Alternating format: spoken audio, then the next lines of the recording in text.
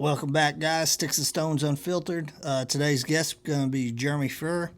He 10 years in the military, served over in Afghanistan, was a firefighter, currently on pause as a law enforcement officer. He had 2 years in and had a motorcycle accident, and he's currently rehabbing. The story is definitely motivational. If you need something to push you through the hard times, this guy will get you through it. And looking forward to getting into it. That's crazy as hell, man. I know. That's Dude, crazy. prosthetics it's insane how expensive they are.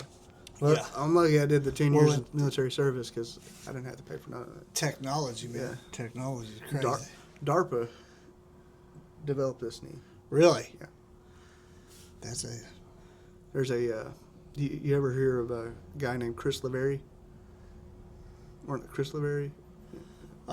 Nick Lavery.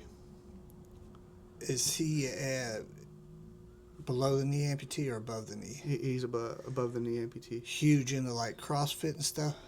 Or maybe No. I'm thinking of the wrong dude. You're thinking of... I don't know who you're talking about. There's a beast out there that's... They call him the Machine. He's a Special Forces warrant officer. He's still serving. We got the same knee. Really? Yeah. Hell yeah. That's crazy. His amputation's a little bit longer than mine, so he's able to manipulate the leg. I'm a weird amputee, man. Right? We can get into that on. Oh, yeah. We'll fire it up. Yeah. Well, hell, we'll get started, man. What? Right. Where were you raised at? I was raised in southeastern Oklahoma, in Kiowa. Oh, okay. Yeah. Kiowa native then? Yeah. Okay. Cool. High school down there? Yeah. Okay, so from high school, did you go straight into the military or did you do some college? Dropped out of high school. Okay, I was a little bit of a knucklehead kid. All right. Dropped out of high school. That's the theme for this podcast, it seems to be. Dropped out of high school and I got my GED and I went to college. I went to East Central University. I did a semester, and when I was there, it just wasn't for me. Right. So I got in contact with the recruiter's office and enlisted in the Army. Okay. Was that the first branch you actually talked to, or? I really wanted to go to the Marines, but I had the GED at the time, and the Marines wouldn't accept a GED. Really? Yeah. Okay. So the Army, it was actually the Army National Guard, Oklahoma Guard, that I got into. Oh, okay. And so I enlisted in them and went to boot camp basically 4 months after. Okay. Yeah. And how old were you then? I was 18. 18? Yeah. Okay. Well, so you go to boot camp, then you go to, what do they call it after boot camp for y'all? My boot camp was all in one as a OSET, one station unit training. So you do your on-the-job training while you're at boot camp. So it's just, complete hell the entire time. I got you. So what was your job you were going for? I was an infantryman, 11 Bravo, basically a door kicker, the one who did all the fighting, grunt. Okay. Yeah. Okay. So did you go with anybody that you knew? Or? No, I was I was by myself the entire time. I didn't know anybody. Really? So yeah. Okay.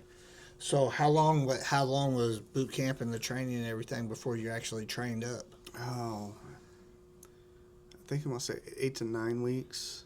Okay.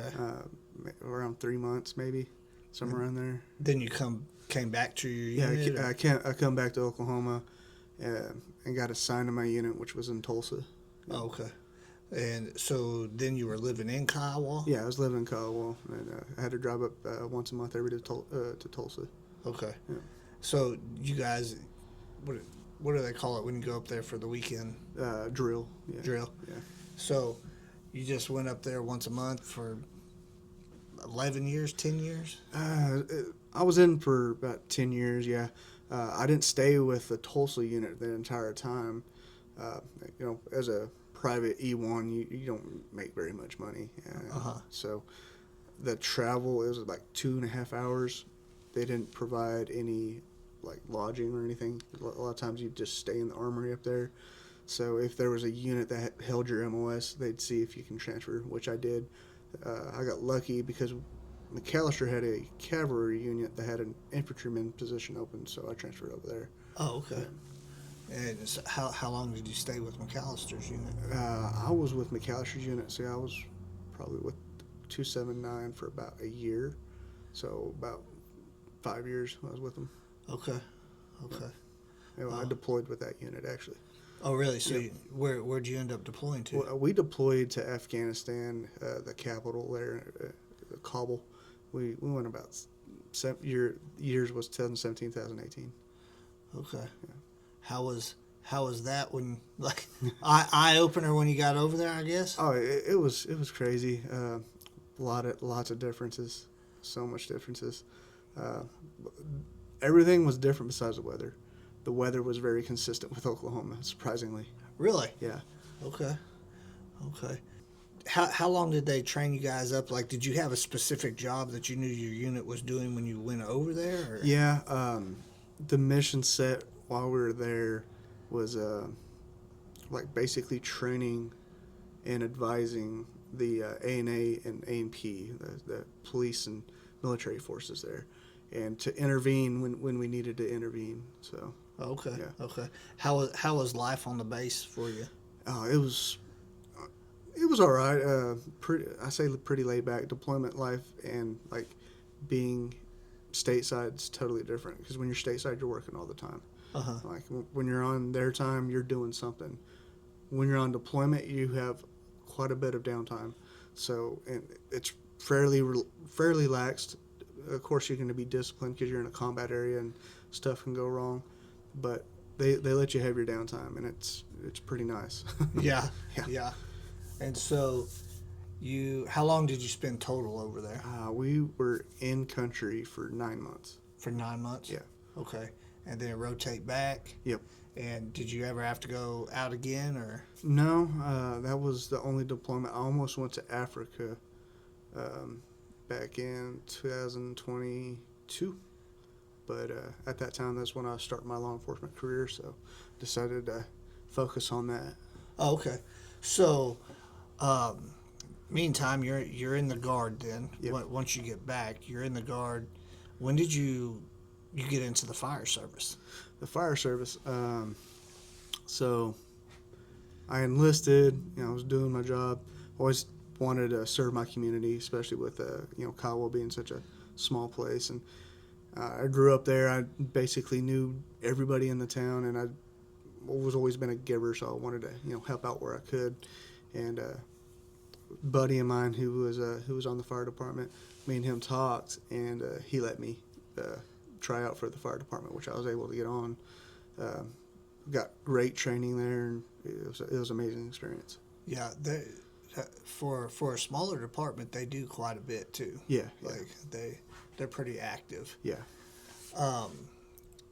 Yeah, I didn't know you had 5 years on there. So yeah, that's cool.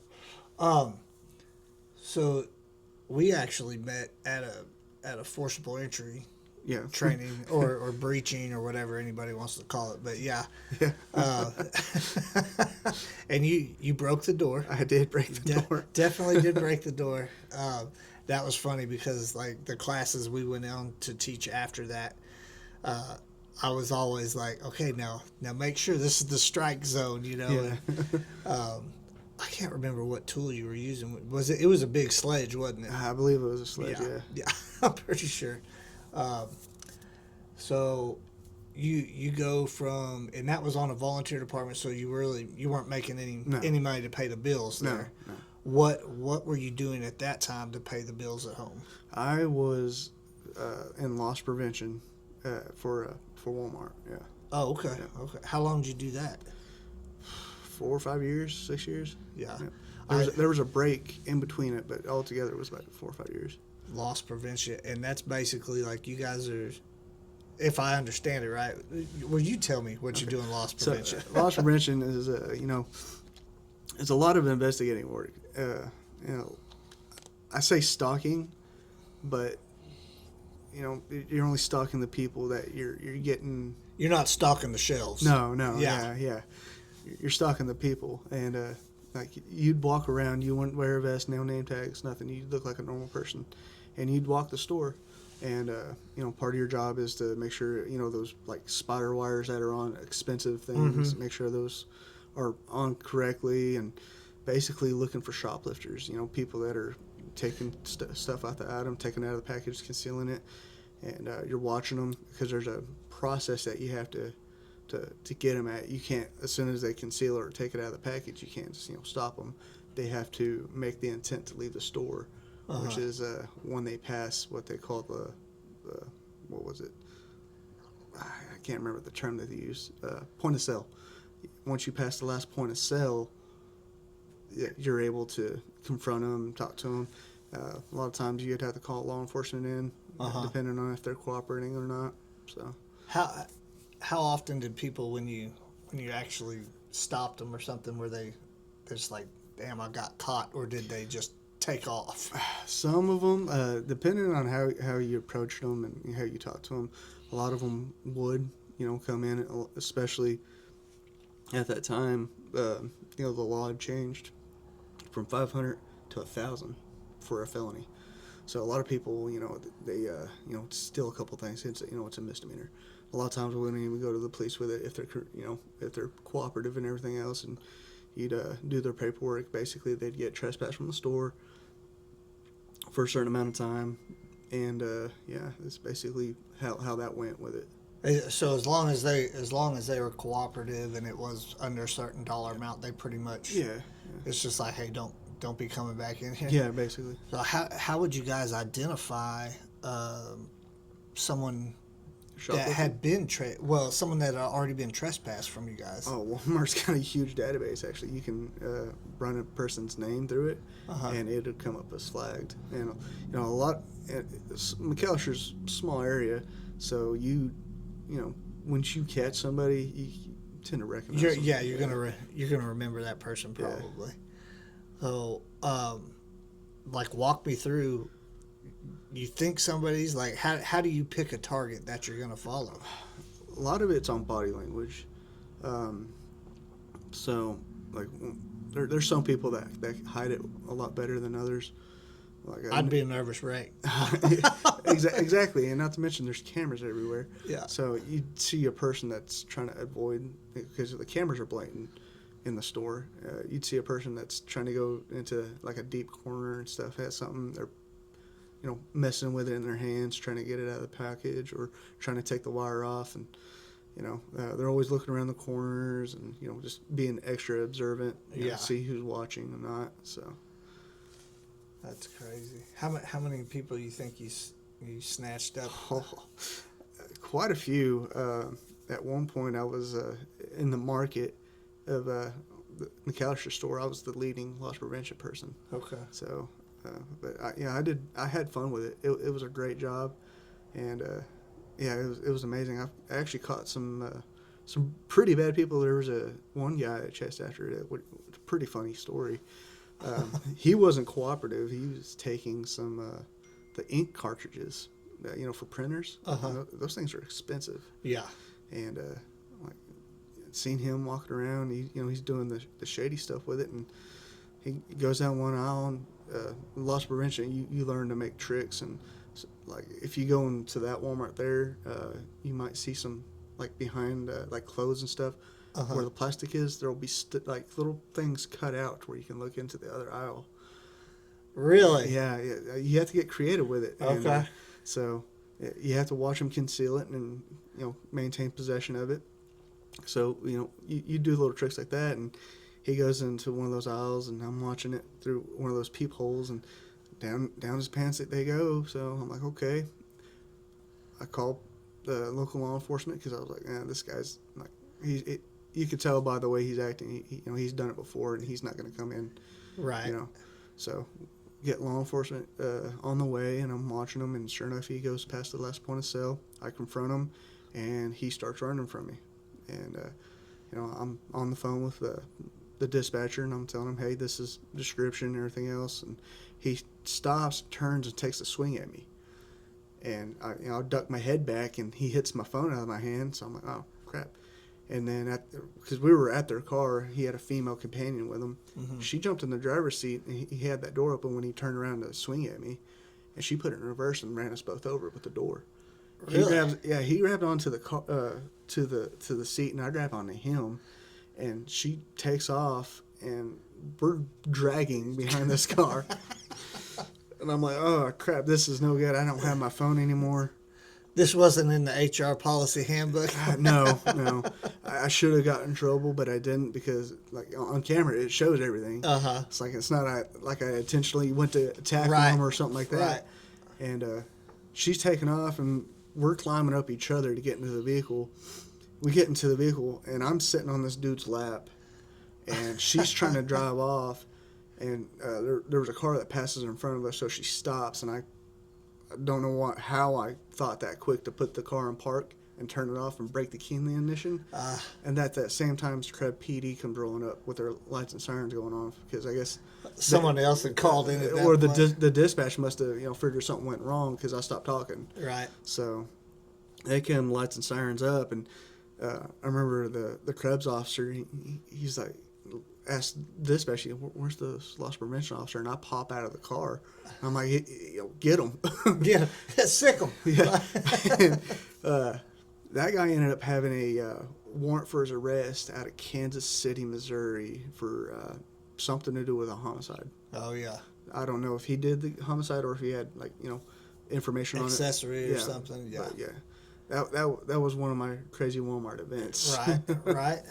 Oh, yeah, that is nuts. And that right there is exactly why they are telling loss prevention, like, you don't confront them as far as, like, you're not going to try and take them down because it might be somebody like that. Yeah. And then you're put in a situation where you get run over. Yeah, I kind of like to think that I was part of that policy change because at that time you could follow them into the parking lot, get the tag number and everything, help law enforcement out to identify them, and that's at that point that's what I was trying to do, and it just didn't. So they changed the policy after that? Yeah, now you can't go past the front porch is what they call it. I got you. Yeah. Well, understandable. Yeah. So it shouldn't be that hard of a transition though, but tell me how you get from that to you're in law enforcement now getting paid. So I went from loss prevention to so at that time the company had downsized on their loss prevention force, so our store lost a position. So I was the low man in the totem pole at that time. I was the first person, so I had to either be transferred somewhere else in the store or be terminated. I decided just to I was like, I don't really want to stock shelves or anything. I got a taste for that excitement, so I was like, I'm gonna go try to go do you got something. a little bite. Yeah. So I applied for one of the prisons here, and I got in and started working the correction system here. And that was right around the time where we started spinning up for our deployment. So I worked at the prison as a minimum security prison for 7-8 months, and then I went on orders for my unit to help get them ready because I lived locally and was able to help out. So I was on those orders for about 7-8 months before we actually went in the country and started our train up. So Okay. yeah, and after the deployment, I came back and I started work with a private security company, guarding a place here in McAllister, and then from there I went from to the pipeline because that place didn't pay very well, so went to the pipeline, and then while I was on the pipeline, Walmart called me back. They said, "Hey, we got this position open. We'd love for you to come back." So I was like, "All right." So I went back to Walmart, and they paid me way more than what I was first making because I did pretty good, and so they were paying me like $25 an hour to do loss prevention. Okay. So I was like, heck yeah, Yeah. I love this. I love the job. I got to make my own hours. That in itself is worth some money. Oh yeah. So I did that, and then I messed up. I took it a little too far on one stop. I had like a whole stack of paperwork, and my manager came in and he said, "Hey, go out and walk the floor for a little bit." And I was like, "All right, I'm just trying to get all these cases entered." And he's like, "Yeah, you'll be all right." So I went out, walked the floor, and first person I found ended up concealing some electrical tape. And this guy was he was a crackhead. Okay. Okay. So I was like, oh, okay, and I confronted him, and yeah, I had police on the way because I could tell by his attitude he wouldn't comply, and he took a swing at me too, and when he took a swing at me, I was like, I'm just gonna take you down, which I did. I took him down and kind of held him there, and he bit the crap out of my arm. Police comes rolling up, and they get him hooked up and everything else.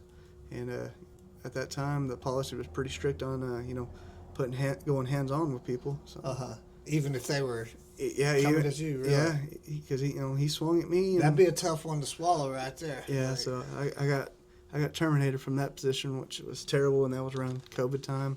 mm-hmm. So went to work for another security company, and the sheriff here, I knew him, and I had talked to him about possibly getting on at the sheriff's office, and he told me, he says, well, I know you want to go to the streets. He said, but everybody got to start in the jail. So I started working part-time at the jail while working at the security company. Okay. And a full-time position opened up at the jail. I was making less money than I would at the security company, but there was more opportunity there than it was at this. So talked to my wife, who was my girlfriend at the time. We were living together. And we both agreed it would be a good process to start at the jail. So I started get your there. foot in the door. Yep. Yeah. Which I did that, and I was military, and talked to the sheriff, and I said, hey, my goal is to ultimately get onto the streets. And he said, oh, you? Absolutely. Yeah, he was a detective at another agency who picked up some of my investigation cases from Walmart, so he knew how I was hungry. So he was like, yeah, I bet you don't want to stay in the jail, you want to get in the streets, don't you? I was like, oh, absolutely. I heard about a program that would let me go to, it's an academy, it's like a cleat academy, but it's not cleat, it's not sanctioned by the state, but it's the same accreditation through the Kaimichi Tech. The BPOC program? Yep. Yes. Yeah. So my military benefits would pay for that. Were you in the first program that they did? I was in the second BPOC program over there in Poto. And a deputy that I was working with, he went through the first one, and he was telling me about it because he was also in the Army. And so I went and talked to the sheriff. I was like, Is hey. he a trooper now? He is a trooper now. Okay, Yep. yeah. So I went and talked to the sheriff. I said, hey, they're having this academy that's starting up in a couple weeks. And I said, the sheriff's office doesn't have to pay for nothing. I said, the only thing they have to pay for, is basically my wage and time to be there. And, the sponsorship, they're willing to sponsor me through. And he was like, if you want to do it, he said, by all means you can do it. It's not going to cost us anything besides your pay. So I went ahead and jumped at that, started it, and yeah, it was awesome. It was great training. That's what I've heard. I've heard nothing but good things about the program out of Poto. Oh yeah, it's from what I gather from officers that go to cleat, because we had another jailer that was going through the actual cleat at Ada rather than there, and I got more certificates and training than they did while I was there. Yeah, I at least at the time, cleats had some turnover at the top end where they've changed some stuff, but I know they do extra stuff in Poto at that BPOC, and everything I've seen has seemed like really good, Oh yeah. And that class size, how many did you guys have in your class? It started off at 10, or no, it started off at 12 and ended at 10. Yeah, I don't think their classes are super big, so I think your cadets are getting more quality time with the instructor versus over at Ada right now. Yeah. But I mean, there's a shortage everywhere. So. Oh. But when I saw they were doing that over there, I was like, from my understanding, what I've been told is the BPOC programs have basically killed the COPS programs at the associate level colleges. Like they went from their my understanding is their enrollment now is really low because now you can go to a tech school and get the same training and get cleat certified, take that test at the end. And you do it faster. Way faster. And I'm sure it's not near as expensive as It can't be.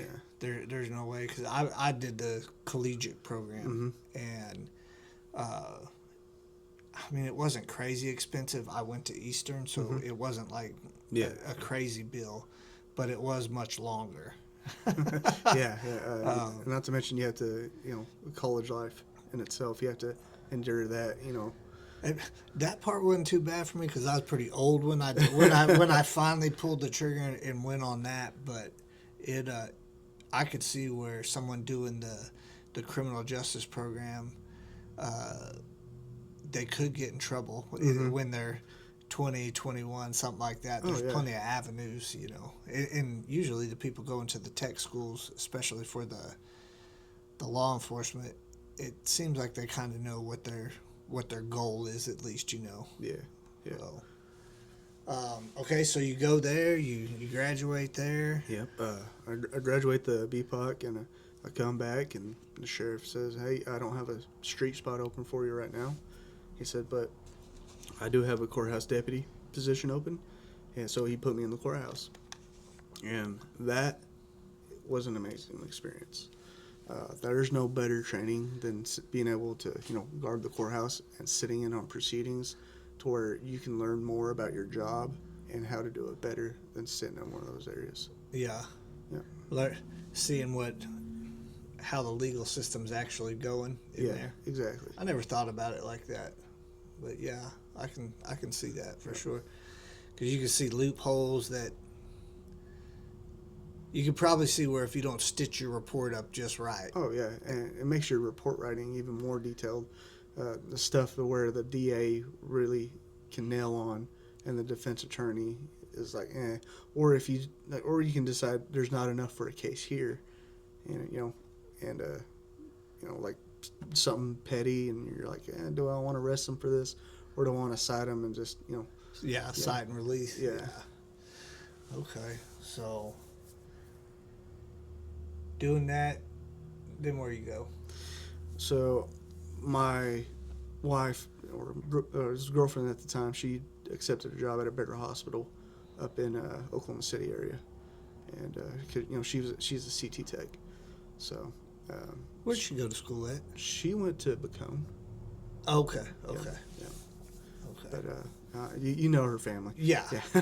So she went to Bacone, and CT tech. She started off in the city at the VA, moved back down here, started her job at McAllister, and McAllister, you know how the hospital system's going right there. Yeah, so she was working a lot and not making quite a bit of money, so she decided to go off to a bigger hospital, and which she did. It was just in the city, so we decided that, because we bought a house here, we'd sell it and move up there if I could find a job. Right. So I started interviewing for places, and a police department up there is a little small one. It's metro, but it's a small department. That's not uncommon up there too. Because the metros grew around everything. Mm-hmm. Yeah, I mean, it's not nothing big, but like they have a lot of area to patrol. Yeah. And I mean, it's a fast growing city too, so.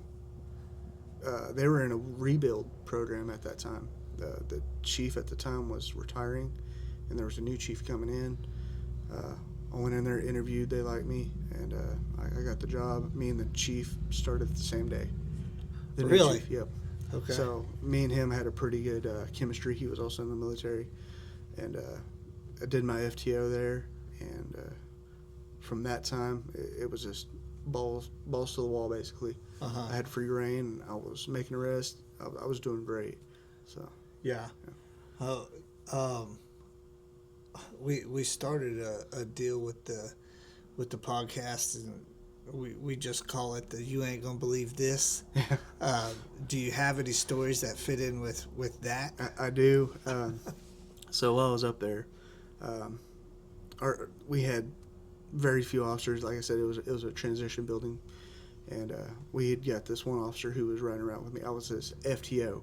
I say FTO as lightly, Yeah, because yeah. he's an 18-year veteran at another department. So I was Okay. basically showing him the geography and our policy and procedure as we were running. So he was running with me that night, because I worked night shifts at the time, and we'd made an arrest earlier that night, and came in. We're doing our debriefing with the morning shift guys that were coming on.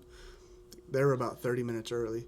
A call comes out about a person breaking into cars a block away from the PD. So I was like, oh. That person made a mistake not knowing it's double staffed right there. Yeah. And, basically, during that time, there would only be one officer, maybe two officers on during that shift. This time, because I had an FTO, or I had a rookie, and he had a rookie at the same time. So there was four of us. This call comes out, and I tell the morning shift guy, I say, hey, man, I'll pick it up to see if it's anything. So me and my rookie, we hop in my cruiser. Literally, you pull out the driveway of the station and you hook a left, and we already see the car. So we're like, oh, okay, it's blacked out. From what we could see from the headlights, this car was stacked full of stuff. We're like, okay. And we see the guy who someone called about, wearing the hoodie, same description that dispatch gave us, and he had a bag in his hand. So I hit my lights, put the car in park, and came out, drew up on him. I said, hey, police department, don't move, show me your hands. He throws the bag that he's carrying into the window of the car and takes off on me. I holler at dispatch, say, hey, I'm in foot pursuit of this guy, give him the description. And we jump over one privacy fence, jump over two privacy fences, and then we jump over the third one. And by that time, I'm gassed. Like I was in pretty good shape. But, you're carrying all that gear, and this guy, I was like, man, this guy's in pretty good shape or something, or he's just really high. Got some vitamin M on board. Yeah. And he hits the fourth fence, and I'm like, I can't make that. The four 6 foot fences. I'm 5'7", right. Carrying one. I was 190. No, I was 210 at the time. And 210 with all that gear, and I was like, I'm not making it over that one. And so I call out, man, hey, this guy's heading in this direction. My rookie had jumped into my car, or like in the driver's seat of my car, and the other officer, and they start taking off after that car that was blacked out. And they're in their own pursuit, not in mine. So they're chasing that car. They ended up terminating the pursuit because she was going 90 down dirt roads, blacked out still. And my rookie, he's a veteran. He's like, oh, we're terminating this. So they come back to help me find this guy. And as soon as they get back to me, dispatch calls about a collision on the expressway, where we're at, right, with the same car that they were just in pursuit with. So I hop into my car, we go there, and sure enough, it's the car, and the driver is deceased. And she was still driving crazy, even though y'all had terminated the pursuit. Yeah. So she'd passed away. She got ejected from the vehicle and everything else. And there was all kinds of stuff in that car. All kinds. They had the plates off of the vehicle and everything else. So basically yard sailed it everywhere. Yeah. I mean, our area wasn't the only area. They hit several different areas. And, we're clearing out, waiting for OHP because it's a highway. Waiting for OHP to come there. And while we're handling the scene of the accident, dispatch advises us of a male subject in the neighborhood across from where I just lost him was wandering around knocking on doors asking people for help because he had fell and bumped his head jogging. So jogging through the neighborhood yards. Yeah. So one officer goes and gets contact with this guy as we're wrapping up this accident, and I get cleared. Chief's there. He says, "Hey, you're running after this guy, so see if you can identify him." So I was like, all right. I'll go there, and sure enough, it's the guy, same sweatsuit and everything else. And I talked to him. I was like, hey, man, what happened? He's like, I hit my head. And I was like, where'd you hit your head? And he's like, over there. He's still trying to stick to the story. He has no idea that He doesn't recognize you. yeah. And that he doesn't realize that his girlfriend's dead at the Oh time. man. Yeah. So, we're like, okay, bumped her head, and sure enough, that fence that he jumped that I couldn't get across, I went over there. Sure enough, there's blood on a rock. So he he barely made it over that fence and knocked his head. So, but we got him in custody. Lucky he wasn't DOA right there too. Yeah.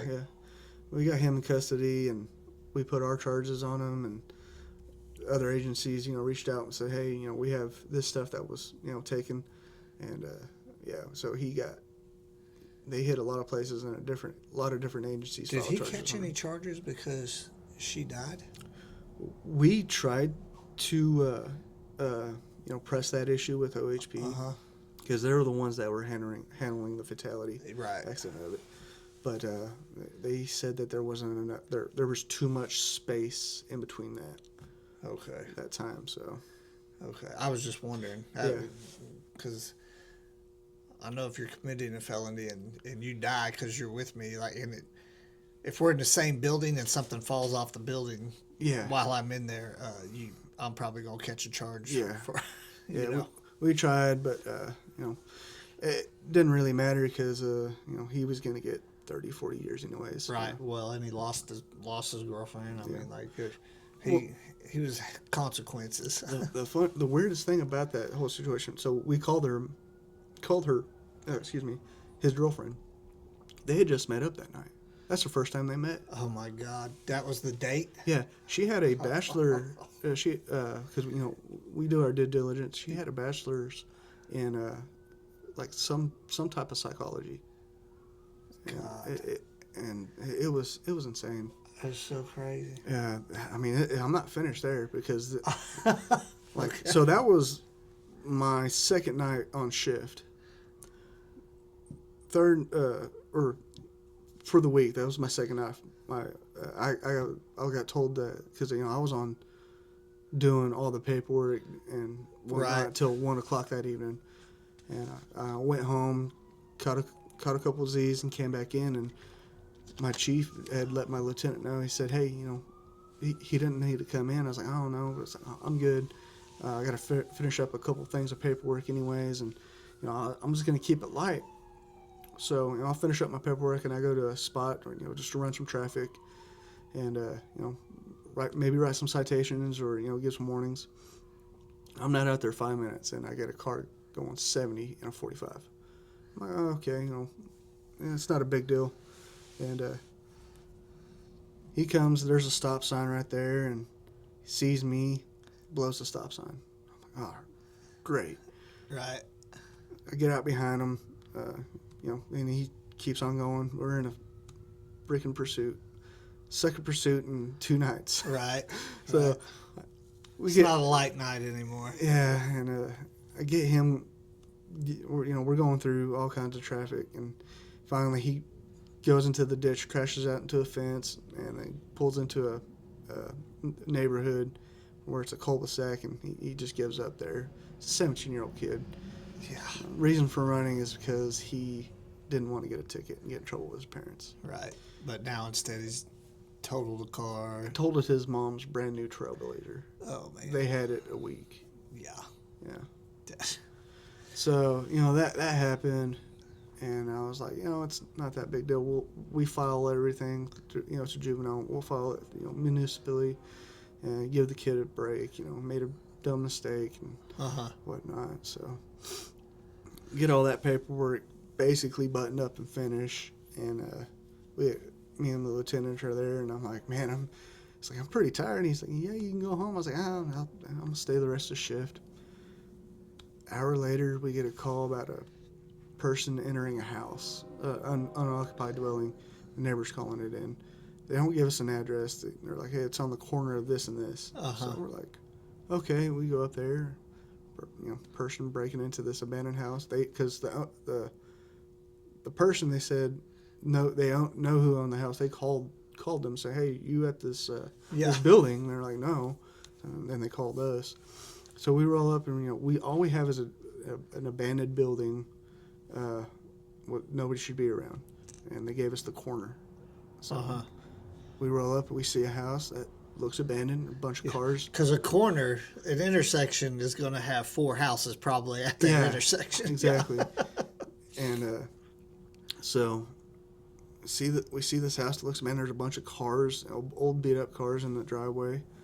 And so we're like, maybe, went to my lieutenant and said, you think this is it? And he's like, yeah, it could be. So maybe. we roll up and he goes to the front door. I go to the back of the house and he's pounding, hey, police, open up, come to the door if you're in there. And he does this for a good couple minutes, and finally I give up, and I go to the side of the house. He meets me there, and I see a window that's got like glass broken in this window. So I was like, a broken window.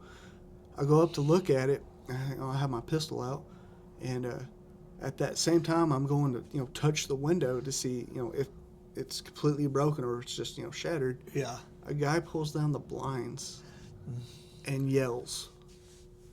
He was so close from getting shot. The only thing that saved him is I seen both of his hands on these blinds. Uh-huh.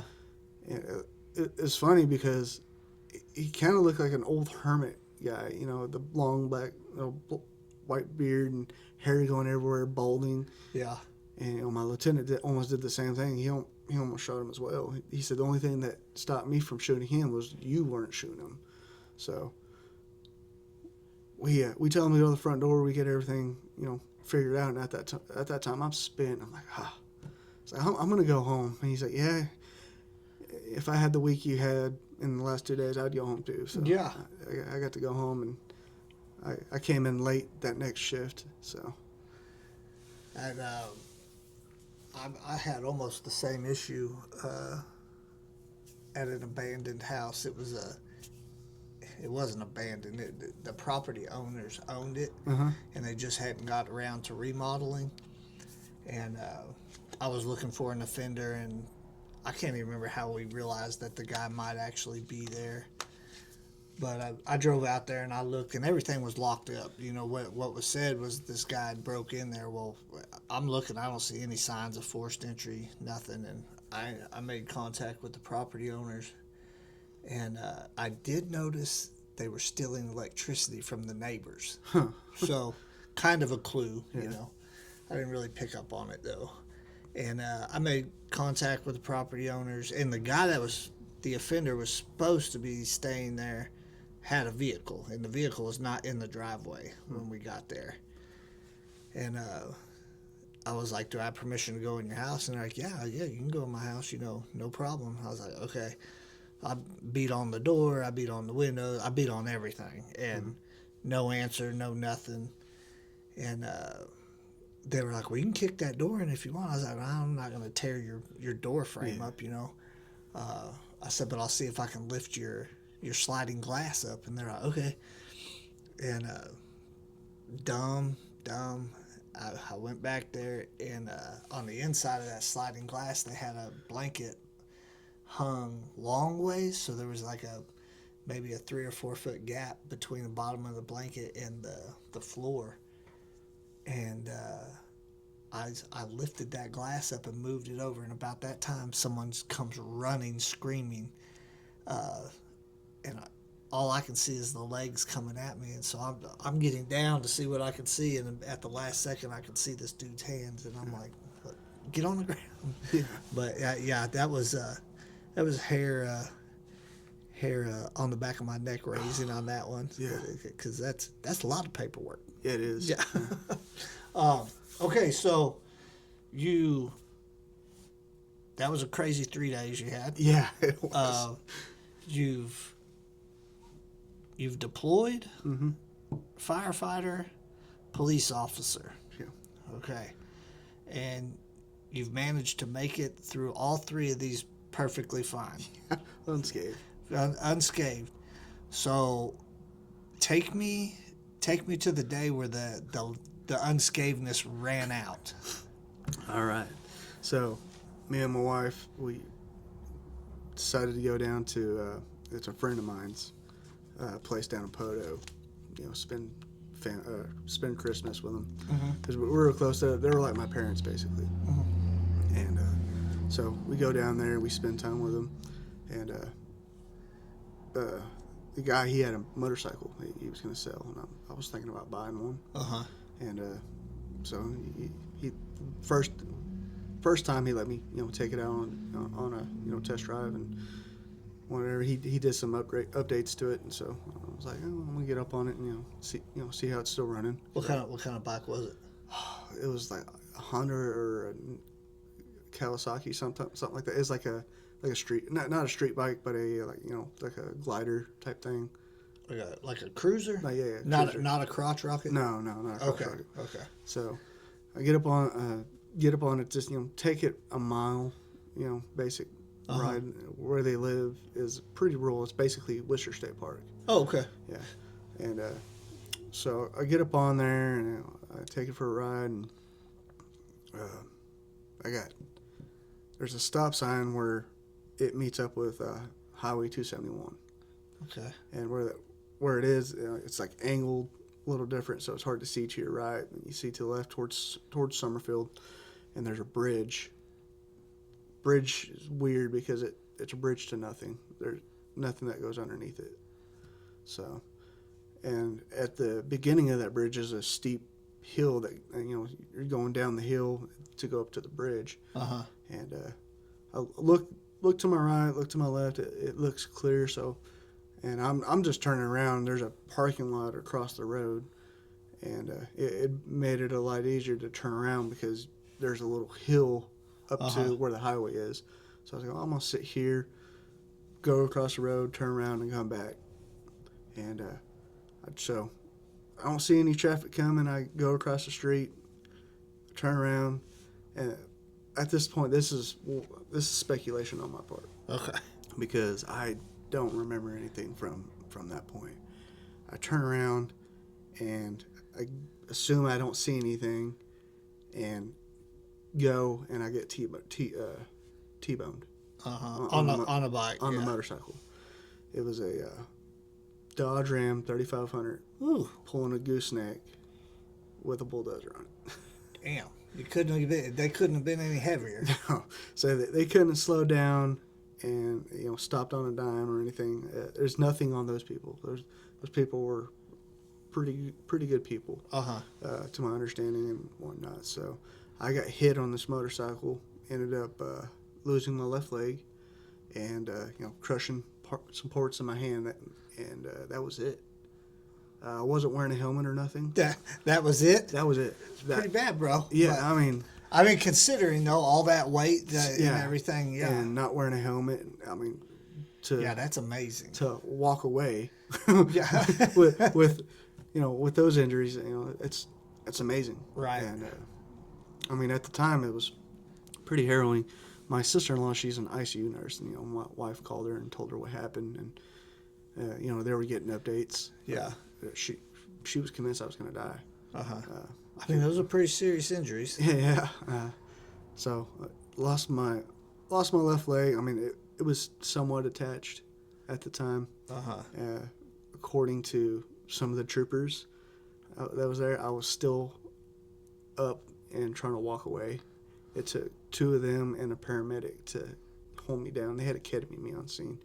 So, funny thing about it is the paramedic who was there on scene was the one who taught me the medical portion of my BPOC.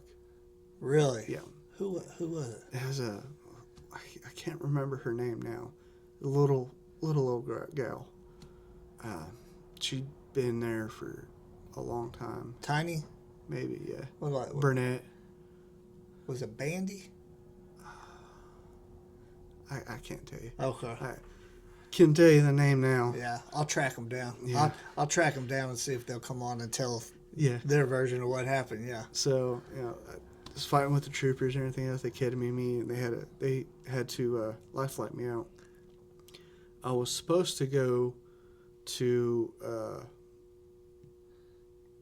not Hot Springs, Arkansas. Little Rock. Little Rock. They were going to transport me to Little Rock, but the bird had run out of blood. I had already had like several blood transfusions at this time, because I was actively losing quite a bit. Yeah. Yeah. So they diverted me to Hot Springs, and that's where I spent the rest of my hospital stay. And Really? Yep. You were in Hot Springs. Hot Okay. Springs. Yep. 18 blood transfusions and 50 to 60 something surgeries later. I was able to go home. The reason they had to do so many surgeries on me is, I was 210 pounds at the time. I was in, I wouldn't say the best shape of my life. I was in pretty good shape. Right. I was in the gym almost every day, every other day. So my leg, they said they weighed it. It was like 40 to 50 pounds. Okay. Before they destroyed it. So I had a lot of muscle that was, secreting that acid. So they had to go in there every day to every other day to debrief it so it wouldn't get an infection. Oh yeah. Yeah. Yeah. So you're having like a crush syndrome thing going on too, where it smushed it. Yep. What did they take your leg immediately, or? My leg was already basically unattached.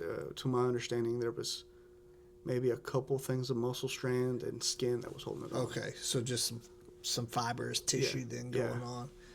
Yeah. So you're and we don't even have to talk about it, bro. I mean, like I'm too late to say that, but I mean, your amputation then, like, I guess it was mid thigh, or It was about mid thigh. So, and the last surgery that they did to close me up, they actually took a little bit more bone out. So the reason they decided to go that route is so they wouldn't have to do a skin graft. I had enough skin and tissue to bring it around if they cut off a couple. I think it was like an inch or two of bone left. Okay. So how long are you in Hot Springs? 40 something days. 40, 50 something days, yeah. I remember when they, of course, we all found out quick at the sheriff's office too. You know what I mean? It's small, big world, small world. Yeah, you know what I mean? And man, what did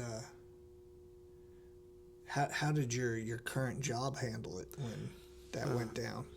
So my chief there was absolutely amazing. Like I said, me and him had pretty good chemistry. Right. And we started the same day, and he knew I was hungry. So basically anything I asked for, I kind of got. Different trainings and whatnot. So, but he found out. He drove that night. The moment he drove all the way from there to the hospital. Damn. To be with me. That says a lot about the man. Oh yeah. That's got to be, is that a 6-7 hour drive? 8 or 9. 8 or 9. Yeah. Okay. I knew. Yeah. That's cool. How long did he stay over there with you? Just make sure you were good and gonna make it. I was in the ICU. They pumped me up full of all kinds of drugs. So I want to say it was like a day or two that he was there, but he's chief, so he has to go and exactly. Yeah. It just says something that he showed up. Oh yeah, I remember the day. It's like in and out. They took the tube out of me, and I was able to talk and stuff. And how about that sore throat? that was terrible. My wife, she was scared to death that was going to be the same. After the accident. Oh yeah, I can imagine. Yeah. So like the moment they took the tube out of my throat, first words out of my mouth is going to be, can I get some water? Can I get some water? Yeah. Second words out of my mouth is I looked at the ICU nurse and looked at my wife, and I told the ICU nurse, I was like, man, I guess she was almost a really rich woman. At that moment, my wife was like, okay, he's fine. He's gonna be fine. Yeah. So yeah. And from that moment, it didn't mess with me mentally, losing my leg or anything else. Man, of course I follow you on Facebook. Like, it always seemed, and I'm sure there was dark times, but like following you, like you were cutting jokes from, damn near day one. As soon as you could get back on Facebook, like you posted one maybe 3 days ago or something with Kermit the Frog, looking out a sliding glass window, and the words on it said, "I wonder if my leg misses me too." Yeah. Like, or is thinking about me too. You know? Oh, yeah. I was like, damn, like, kudos to you, man.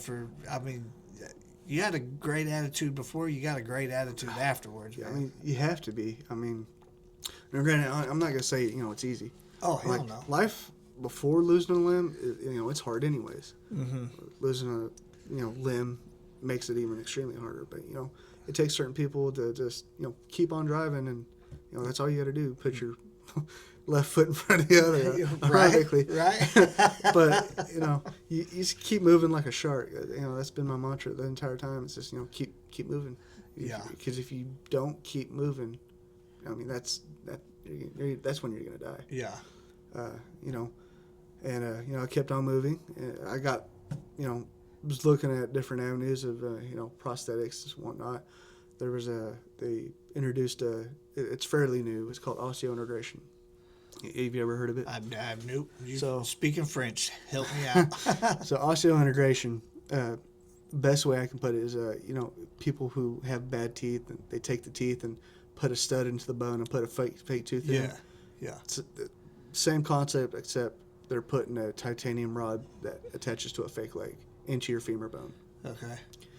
So essentially, they'll open you up, drill into your femur bone, put an anchor point into the femur bone. Right. Let that anchor point heal up, and then they're going to put a titanium rod into that anchor point to where it attaches to your prosthetic. Okay. It helps with people with high amputations able to walk more efficiently. Because you pick that thing up, it's heavy. Yeah, I did for sure. Yeah. So is that what you did? No, I was in the screening for that. Okay. And during that time, they take a lot of images of your pelvis and everything. They found cancer on my pelvis during that time. While they're doing the images to see if you're eligible for this osseointegration. Okay. So they found that. I was at the VA, and they're like, we're going to take this serious. So I got sent over. You're like, yeah, no shit. Okay. And I was like, what more can life throw at me that I can't handle? Right. So went to the oncologist. They ordered a PET scan on me, and they confirmed, it's eating sugar. So they had to come at it at a different approach with me. It's very rare, especially with amputation. Typically, with the cancer being on the left side too. Typically, what they would do with this type of cancer, because it doesn't get cured or removed with chemotherapy. Cancer is called chondrosarcoma. It's a bone cartilage cancer. Okay. So chemo doesn't do anything. The only thing they can do is to cut it out. Okay. So they have to physically remove this cancer. They have to, and how they do that with the area that it's in is typically they take out your left joint and go in through there. So they would have to remove what's left of my left hip, go through the socket, and remove it through that area. So that surgeon, he was like, well, I don't want to do that with you, because if we do that, you're already on your last leg, and okay, and we want you to be able to manipulate a prosthetic as much as you can and not interfere with this osseointegration if it's possible for you. Right. So he teamed up with a trauma surgeon who has experience putting plates within that area of the pelvis. Like motor vehicle accident victims. Right. When your pelvis is crushed, they put plates in there, and so he teamed up with that trauma surgeon, and they were able to go in basically a C-section, right along my belly to go in there, cut that little spot out, and fill it in with graft. So. Okay. Man. So, I mean, ultimately, if it hadn't been for this motorcycle accident, you never would have found out about it. No, because the only way to detect that type of cancer is through imaging. No blood test or anything else will come back. Yeah. So it's kind of strange, losing the limb kind of ultimately saved my life because the time when they found it, it was a low grade. Typically with this cancer, when it gets a higher grade, it likes to travel up into your lungs and everything else. So Man, that is so crazy. That is crazy. And how old were you when all this happened? at that time, time of the accident, I was 29. God, man, you were just a youngster too. Like that. No, I was 28. I just turned 30. So yeah. 28's when I actually got into the fire service. So you were a baby. Yeah. I mean, good Lord. Oh, okay. So tell me then, like, you get that fixed. Yep. That rules you out for the other prosthetic The system. osteointegration? No, actually, that's an amazing portion of it. I'm not ruled out yet. I'm in remission time right now. Okay. To make sure they got it all and whatnot. So we're waiting for the oncologist to be like, yeah, we're safe with it, because he has no issue with the process because it's nowhere near. But the VA who would do the osseointegration surgery, they just want to be certain that hey, his body can handle it, and whatnot. Right. Right. They want to make sure that there's the bang for the buck there. I that sounds bad, but Yeah. I mean that's basically. Yeah, that was kind of the process of the getting that prosthetic too. What are you dealing with this one? Then you can, if you want to show it, you can show it. You can do whatever. Like, we call this this is Fred. Fred.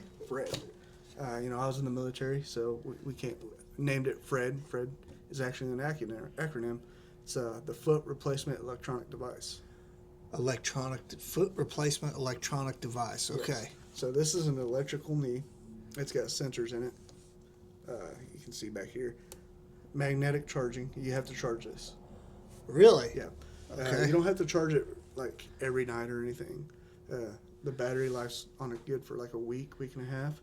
Okay. But it basically controls the shock that when you bend your knee, it gives resistance, loosen resistance. It's got Bluetooth capability that connects to your phone. There's an app on my phone to where I can make modes of certain activities I want to do. Like if I want to go play golf and I want this type of resistance so I can swing the club, Right. I can put that data into... How many modes does it have? You can have up to 12 modes. Really? Yeah. Wow. That is insane, man. And it's essentially bulletproof. It's got a carbon fiber and a Kevlar lining type thing. It's insane. How long does the charge last on it? About a week and a half. Yeah. Really? So that's a long time too.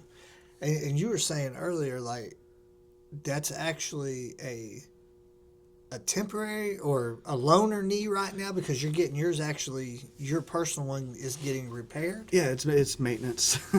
I'm hard on things. Yeah, I believe it. Even though I can't walk very well with it at the moment, due to how high my amputation is. That's why I have all these belts and stuff. Right.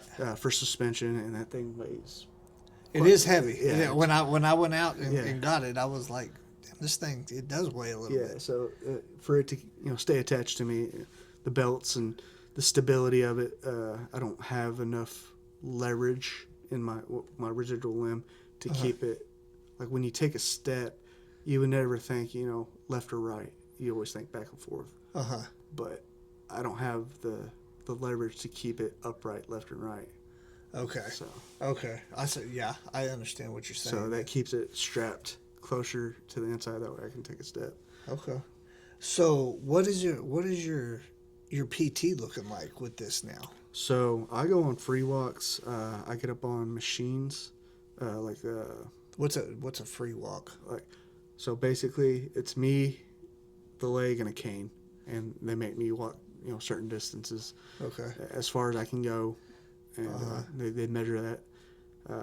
How long was it before you got that? That process was pretty long. I'm a difficult case. I'm a weird amputee. So yeah, I have the strength and everything that's there, core strength, the glute strength, and everything else. The basic thing is the leverage, and getting that socket to fit right Right. to where I can manipulate the muscles and use the leverage I do have. Right. So it took a while to get that going. I had my prosthetist and his boss, who's a very well-known prosthetist. He's like the head of the company. He did some stuff, and he came in, and they made 2 different sockets within a day of trying to get. Really? Yeah. That's quick. Yeah. Real Well, quick. at that time, it still did not work, and we ended up having to go with this process that we got now. Right. But yeah. So you're doing free walks. I see you in the gym. You posted lifting heavier in the gym than. Oh yeah. I mean, I haven't been in the gym since my cancer surgery. That's just me being lazy. But yeah, I was in the gym doing deadlifts. I was doing deadlifts with the leg, without the leg, leg presses, just whatever I could at the time. Right. Yeah. Hell yeah, man. The leg, the deadlifts, it surprises a lot of people. You go into the gym, especially without the leg, and cause you've seen the video of me, pulling up. It was 145. It wasn't a lot of weight. I could probably get up to 200. Really? Yeah. So one leg, single leg. Yeah, I mean, I repped out 145 5 times, and what's given out more is not my right leg. It's the grip strength of my hand, because I had these the plates and screws in this hand, and I'm slowly gaining my grip strength back. I mean, when I first started, I couldn't even open a top off a pop can. Really? So, yeah. Okay. And then now I'm getting a lot stronger in it. I mean, I'm not back to close to where I was with grip strength, but it's a lot better. I can carry things in and hold weights and whatnot. So. Hell yeah, man. What's your goal now as far as like PT and just common? What's the goal for work life now? Or I am trying to get back to where I can go back to policing, because I loved policing. I generally feel it was my calling in life, and I just need to get back to where I can do a safety test with the department before I can get back to going back to work. Right. And they're cool with that. They're like, hey, if you can pass this test. Oh, absolutely. There's been several officers that have amputations across the United States that return to work. I can remember watching Cops way back in the day, and I remember watching a guy in Florida, and he run the dude down. Yeah. Like, so, and I saw a firefighter. I can't remember if it was maybe Oregon, but he I think they fought him tooth and nail though, but he finally was like, I can pass this PT test, so you need to be putting me back to work. Oh yeah.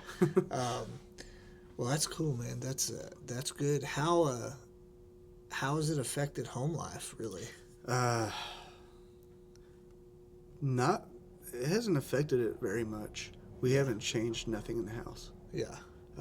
The only thing we added was your shower chair. Which technically, if it was a step-in shower, I wouldn't need it. You got a step over shower? Yeah. So.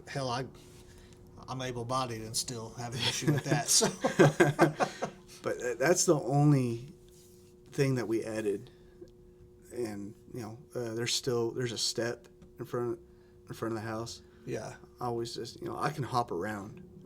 Like I said, I'm a weird amputee. I have an amazing balance. You watch me hop. Yeah, I saw you come in. Yeah. Yeah, and so a lot of people don't have that balance, which beforehand I didn't have that balance. I guess it took adapted. Yeah, and so now I probably hop a whole city block. Yeah. That leg's strong as heck. Then it is. Yeah. Yeah. now they don't like me doing that. Uh-huh. It's putting a lot more damage on my knee, but I do when I need to. I don't take it for advantage or anything. Right, So. right.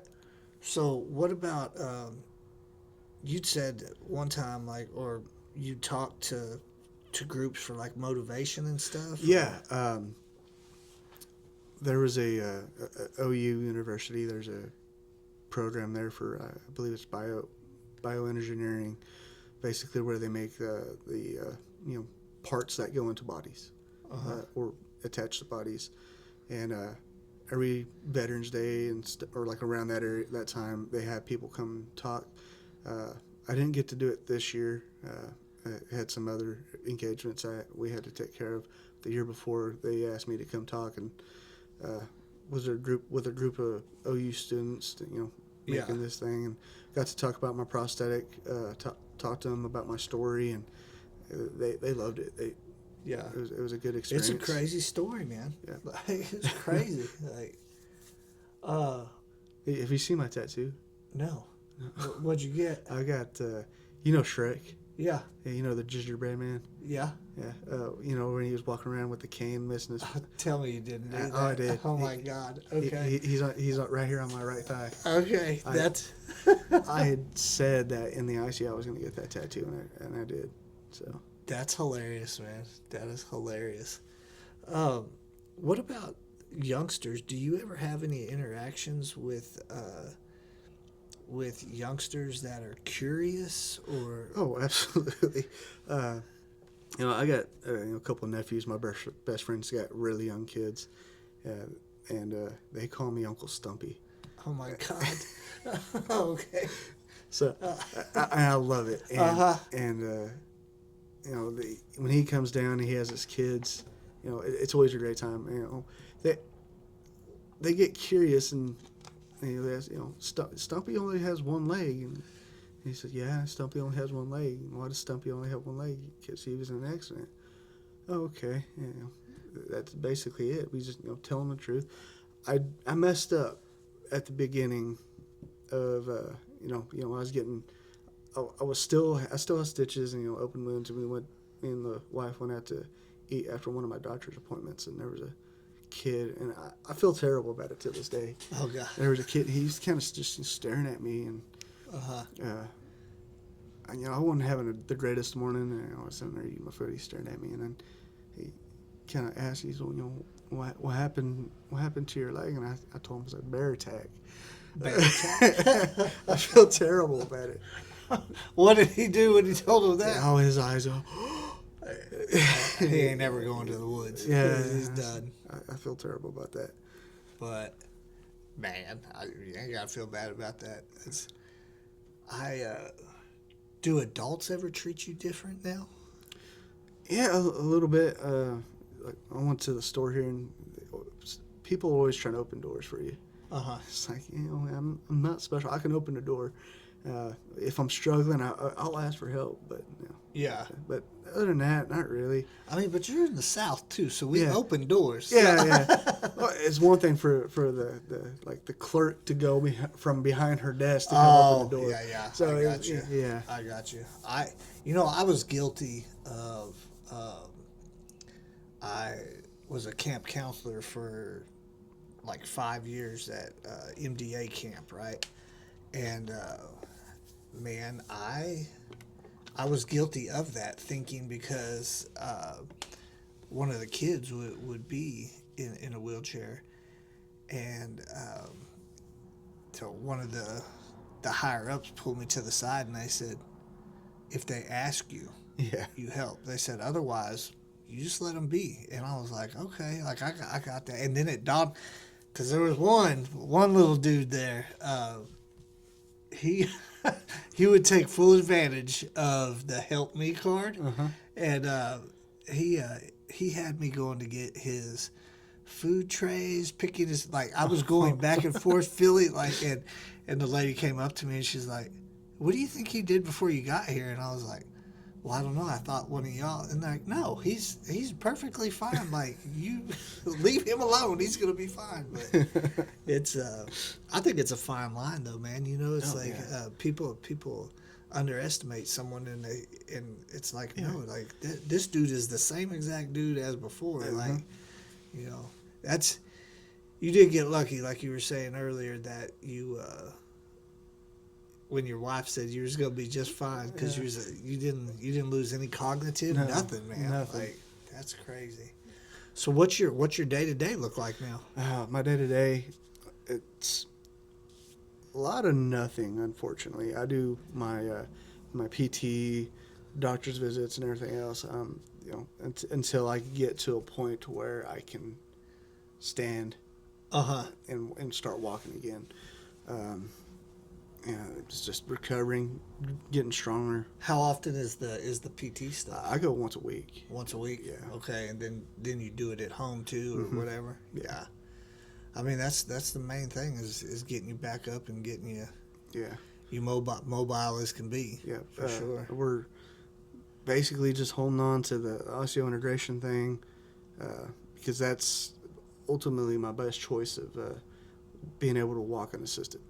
For the stability of the side to side? Okay. Because right now, if I'm walking, you know, with a prosthetic, I have to use a cane. And it's the weirdest thing. Like, if you ever watch me walk with the cane, I put almost no pressure on the cane.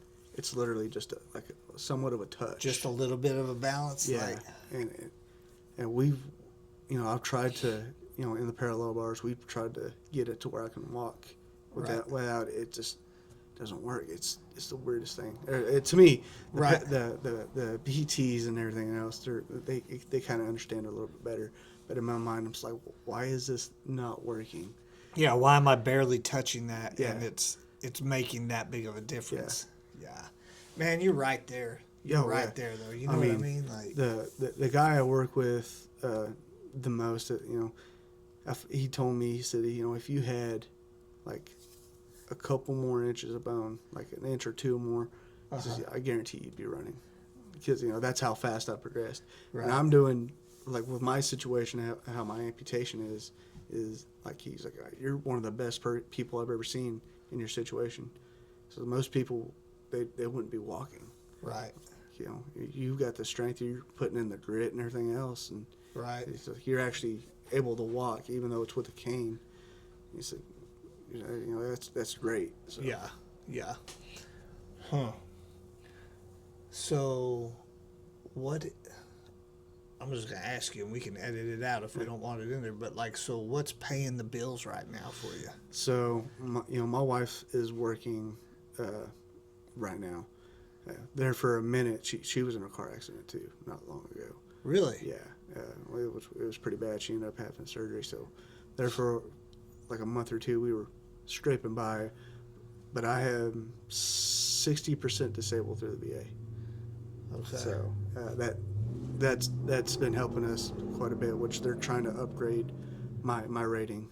Who's helping you with that? It's a buddy of mine's buddy who he served with as my RSO. Are they here? He lives in like North Carolina, South Carolina. I got a guy. You got a guy? I got a guy that just got a national award for helping. After the podcast, we'll talk about it. He's good. Yeah. It's funny because I just got like that surgery, my cancer surgery. The nurse was like, "You have sleep apnea," and I was like, "Yeah, I claimed that before," and they always tell me I don't have it. And finally, they let me do a sleep test, and they're like, "Oh, you have sleep apnea. It's bad." So. I can tell you by looking at your neck. If a dude's got a thick neck, you can almost it's coming for sure. You know, and it doesn't matter if it's fat or it's muscle. That it's gonna be. You can guarantee it. Mine's fat. So, where you were working? Were you in the police pension? I was in that probationary period. We had a pension, but I was still probation, so it didn't.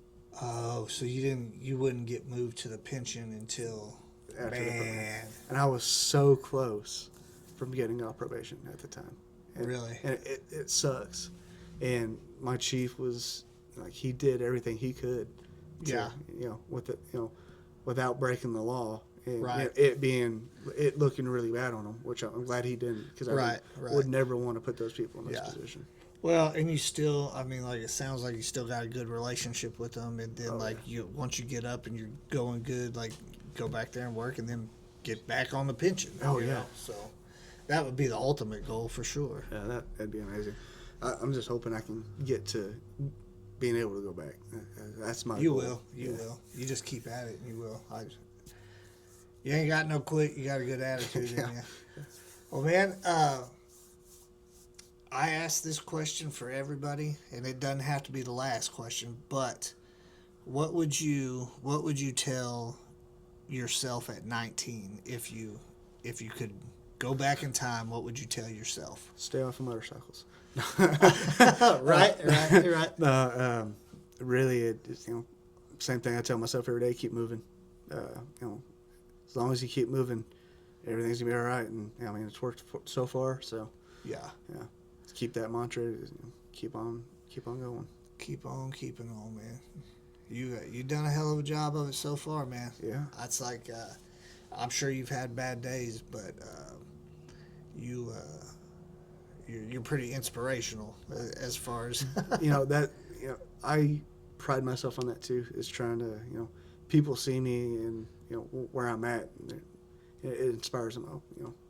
I can do this or whatever I'm facing in my life right now. Yeah. It's not that big of a deal. Yeah. I mean, this guy's over here doing this, but well, I mean, just while we were sitting here talking, I was telling myself, because I have knee pain when I'm doing a squat, and then I thought to myself, just right here is like, shut up, man. This dude over here is doing squats and deadlifts with one leg, like he's knocking it out of the park. Yeah. So they're an inspiration to me for sure, man. I'm glad to hear it. I know your brothers in law enforcement are, we're all rooting for you, for sure. You got anything else you want to cover? Anything I missed? No, I mean, I just want to say, like, I credit my survival to the accident to being fit. Yeah. Yeah. I mean, if I was unfit, I 100% believe I was going to die. Yeah. That was 2 hours in the air, basically, and a normal person would bleed out at that time or something. And the amount of injuries that sustained, I full-hearted believe that is because I was in the gym getting fit and getting my body right. Were you doing a bunch of cardio at that time, or just lifting? Or I was lifting a lot. I mean, I did some cardio. I did it maybe once a week. Okay. Being a police officer, you don't want to just lift heavy things and that be it. Right. You still have to run after perps sometimes. So Right. I always did either as a row or up on the treadmill. Yeah. I love the row more than I love the treadmill because I hate running.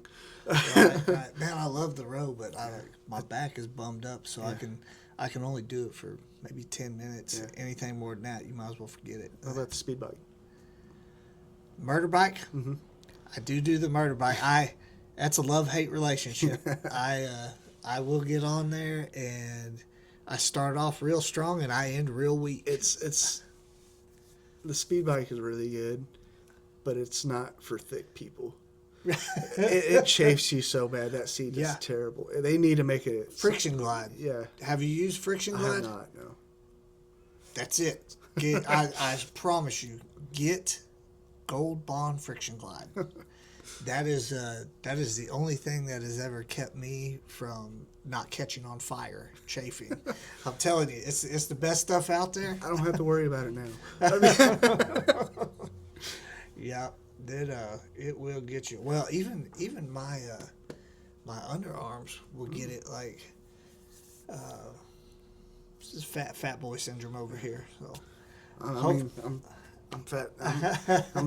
I'm pushing close to the weight that I was at during my accident, and it's not muscle this time. yeah, So. yeah. Because I imagine cardio's got to be a different thing now too. Oh, yeah. Well, brother, How long did it take you to get here? 2 hours. 2 hours? Yeah. I appreciate you driving. That's no problem. I appreciate you having me. Yeah, hell yeah. No, we'll have you back too. You got a 2 hour ride home to be thinking about what you didn't say or what you wanted to say. Yeah. So we'll get you back on. You're actually you're guest 21. Yeah. So yeah, man, I appreciate you coming down, and you're always welcome back.